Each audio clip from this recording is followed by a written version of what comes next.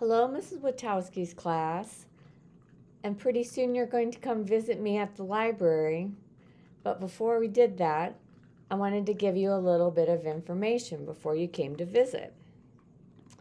I'm Mrs. Kozma, your librarian. I thought it would be best if maybe you took a little bit of time to get to know me. Let me tell you a little bit about myself. Hi, I'm Mrs. Kozma, and I am the librarian here at Lowell High School. This is my 29th year in public education. I taught French for 11 years, and I've been the librarian here at the high school for 18 years. I have a bachelor's degree in secondary education with a major in French and a minor in English. I have a master's degree in instructional design, and then I went back to school and I got a second master's degree in library sciences and educational technology. My hobbies include reading, of course, and I like to binge watch whatever's popular at the time. I also like to make jewelry and I collect crystals. We were given a list of possible questions to answer for this interview, and one of them was, what would your last meal on earth be? So I decided I would go with that one.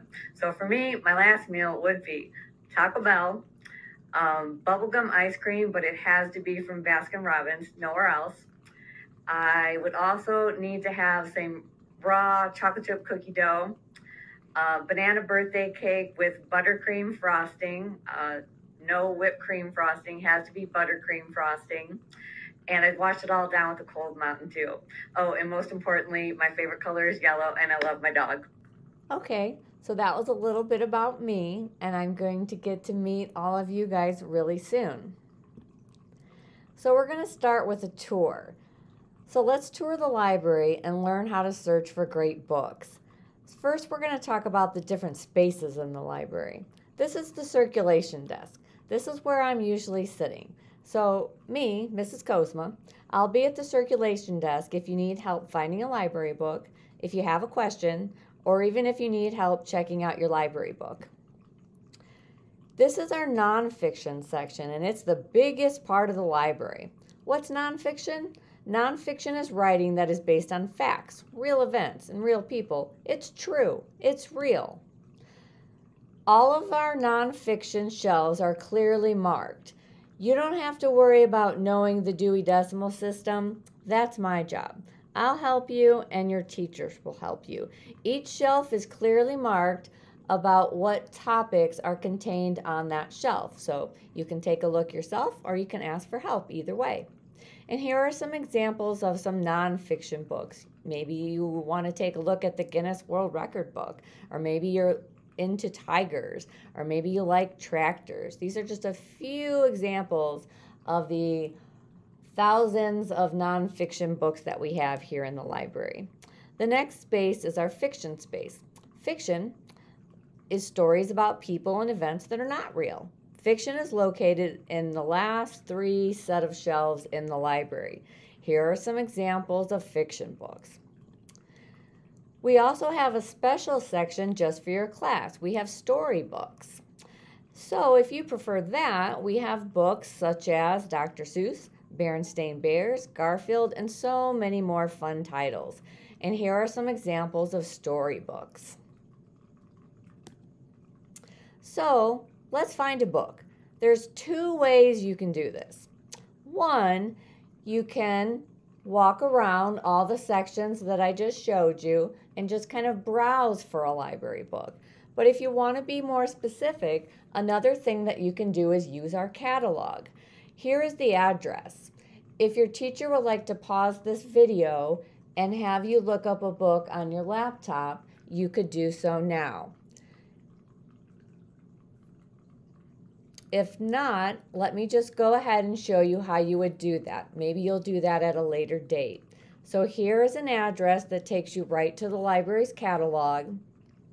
And when it opens up, one of the first sections that I put on here, because I think it's kind of cool, I put a section on here of books that have gone on to be shows on Netflix, Hulu, or Prime. You'll also see a section of recently added books. You'll see a section of popular titles. If you know exactly what you're looking for, you can go up here to the search bar and you can type that in. And then finally, a feature that I really like, if you scroll all the way down to topics, this is some easy searching. So if you know you like graphic novels, you like comic books, if you click on graphic novels, it'll open up to a page of all the graphic novels that we have. So let's say that you like Iron Man. If we click on it and then we go ahead and go to the overview, graphic novels are located in their own section. So you can just grab me, Mrs. Kozma, or one of your teachers, and we'll take you over to the graphic novel section. And you could pick, for example, Essential Iron Man, Volume 3. If I go back to graphic novels, you can see we have some others like Spider-Man.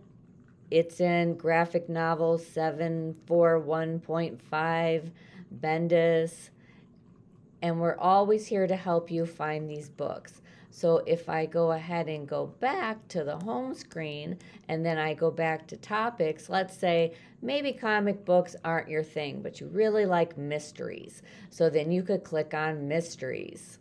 And the same thing's going to happen. If you wanted to read about Pretty Little Liars, you can go ahead and click on it. I like to make it bigger, so I go ahead and click on the title so I can see a little bit more about it. You can go over what the book's about, decide if this is the one that you'd like to check out, and then we can help you find that book. So that's just another way that you can search for books.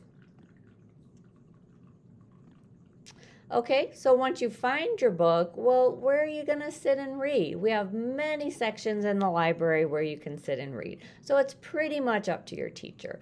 For example, here's our projector area, here's the fire exit area, and we have a couple other sections in here as well.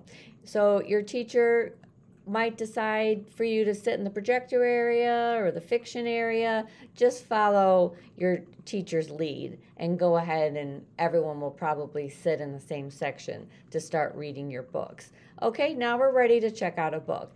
You get to check out your own book, and that's pretty fun. I'm going to help you, and your classroom teachers are going to help you as well, but pretty soon you'll be able to do it yourself. So let's take a quick look at how this works.